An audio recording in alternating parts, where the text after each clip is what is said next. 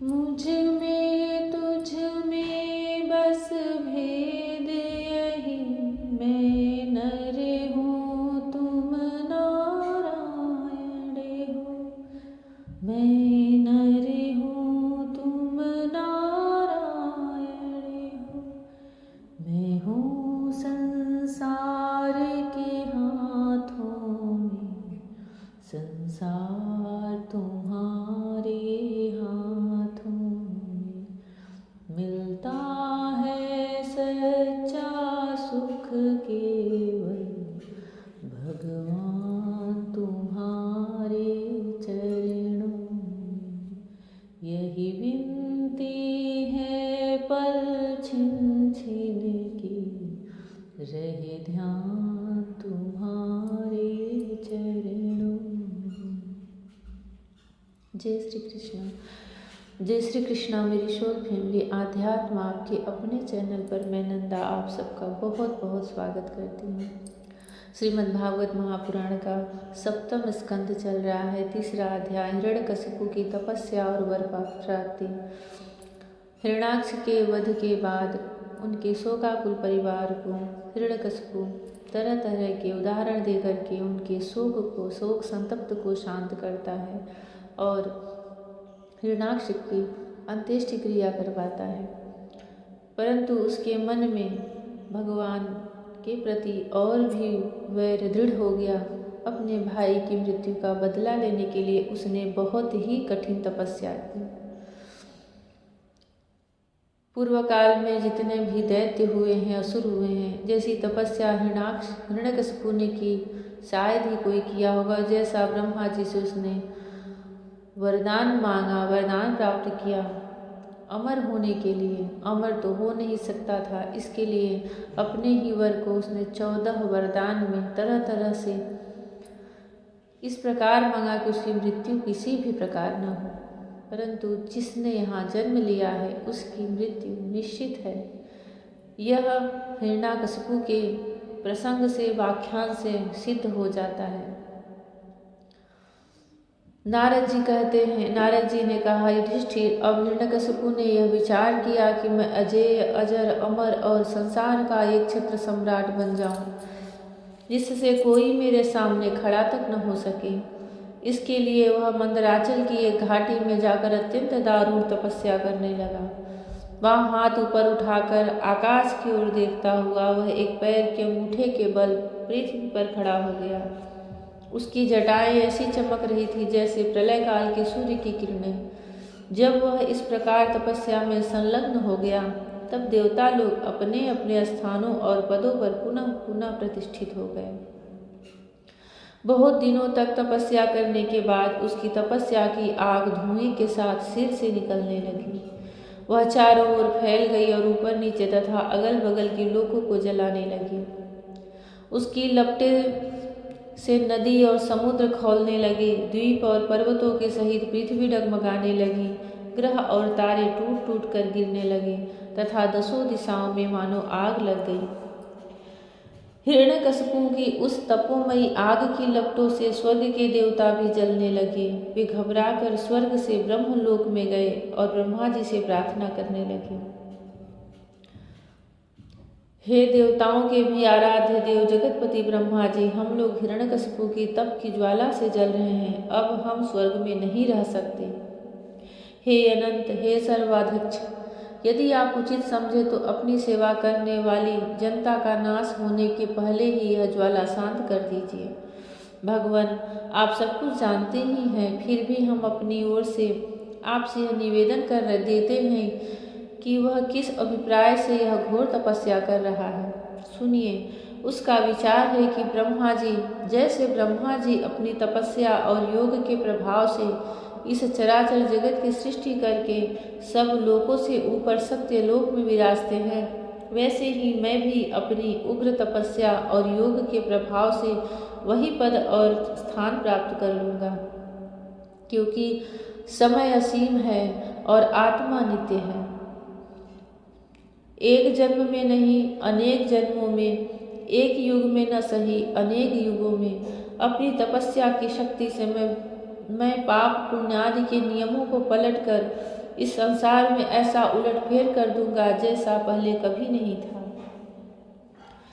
वैष्णवादि पदों में तो रखा ही क्या है, क्योंकि कल्प के अंत में उन्हें भी काल के गाल में चला जाना पड़ता है। यद्यपि वैष्णव पद वैकुंठादि नित्य धाम अविनाशी है, परंतु हिरण्यकशिपु अपनी आसुरी बुद्धि के कारण उनको कल्प के अंत में नष्ट होने वाला ही मानता था। तामसी बुद्धि में सब बातें विपरीत ही दिखा करती हैं।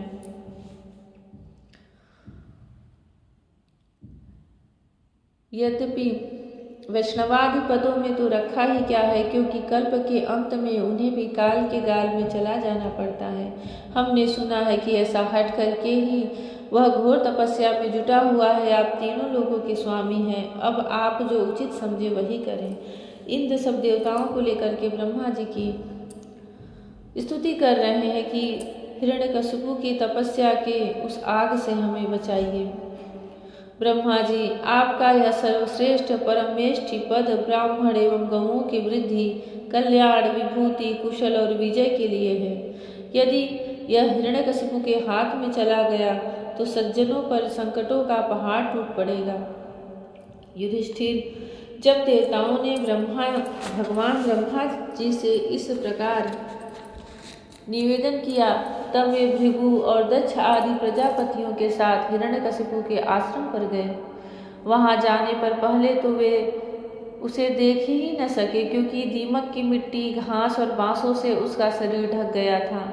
चींटियां उसकी मेंदा, त्वचा, मांस और खून चाट गई थी।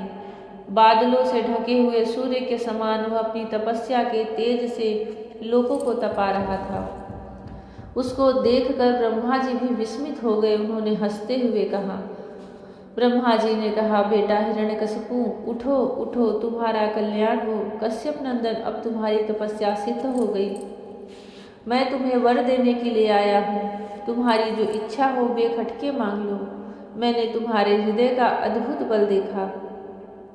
अरे डांसों ने तुम्हारी देह खा डाली है, फिर भी तुम्हारे प्राण हड्डियों के सहारे टिके हुए हैं। ऐसी कठिन तपस्या न तो पहले किसी ऋषि ने की थी और न आगे ही कोई करेगा।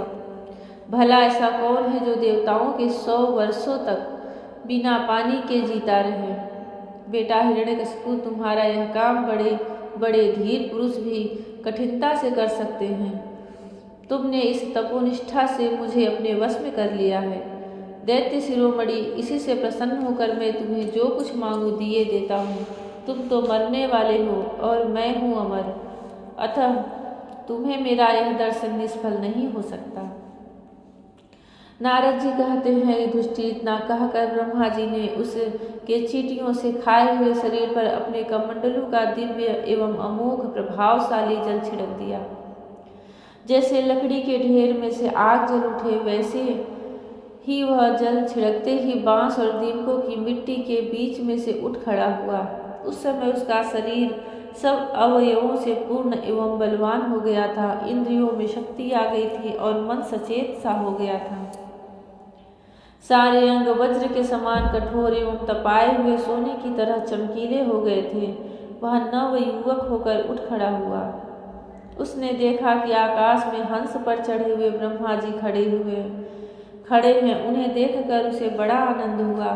अपना सिर पृथ्वी पर रखकर उसने उनको नमस्कार किया, फिर अंजलि बांधकर नम्र भाव से खड़ा हुआ और बड़े प्रेम से अपने निर्मशेष नयनों से उन्हें देखता हुआ गदगद वाणी से स्तुति करने लगा।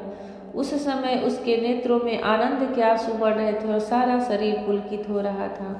जय श्री कृष्णा।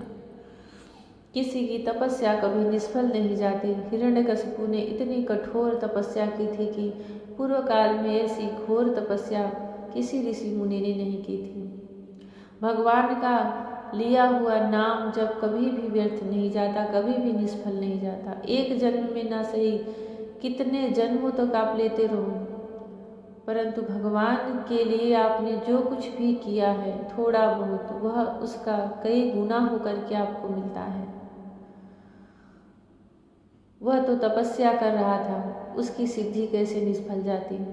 ब्रह्मा जी प्रकट होकर के उसकी मन चाहे जो वरदान है, बड़ा ही कठिन और बड़ा ही घोर उसने वरदान मांगा था। भगवान श्री कृष्ण सबकी सद्बुद्धि बनाए रखे। दैत्य लोग कितना भी तपस्या कर लेते थे, परंतु मांगते अमर होने का ही वरदान थे, क्योंकि उन्हें इस पूरी पृथ्वी पर शासन करना होता था, सबको सताना होता था। इसलिए कभी कभी ब्रह्मदेव महादेव भी संकट में आ जाते थे और उसको बचाने के लिए भगवान श्री हरि को आना पड़ता था। भगवान श्री कृष्ण सबको सद्बुद्धि दे, सबकी सद्मति बनाए रखे, सब पर अपनी करुणा बरसाए रखें। जय श्री कृष्ण। राधे राधे। जय श्री कृष्ण। हरि ओम।